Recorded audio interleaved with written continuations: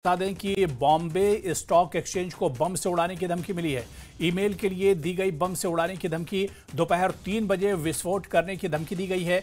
बम निरोधक दस्ते ने बॉम्बे स्टॉक एक्सचेंज की तलाशी ली है। बॉम्बे स्टॉक एक्सचेंज परिसर से कुछ संदिग्ध नहीं मिला है। तो इस वक्त बड़ी खबर आ रही है, बॉम्बे स्टॉक एक्सचेंज को बम से उड़ाने की धमकी दी गई है। दोपहर 3 बजे विस्फोट करने की बात इस धमकी में कही गई है। तो इस वक्त बड़ी खबर आ रही है। आपको बता दें कि कुछ एक्सचेंज इस वक्त की बड़ी खबर है, जहां पर बॉम्बे स्टॉक एक्सचेंज को बम से उड़ाने की धमकी दी गई है। दरअसल यहां पर इस वक्त गतिविधियां बहुत तेज होती हैं और खासतौर से सुबह 9 बजे से लेकर शाम 3-3:30 बजे तक बीएसई की जो इमारत है, या बॉम्बे जो स्टॉक एक्सचेंज है, इसमें पूरा कारोबार होता है ट्रेड से मुतालिक। और ऐसे में अब बॉम्बे स्टॉक एक्सचेंज को बम से उड़ाने की धमकी दी गई है, जिस पर जांच पड़ताल की जा रही है और पूरे बिल्डिंग की अब एक तरह से तलाशी ली जा रही है।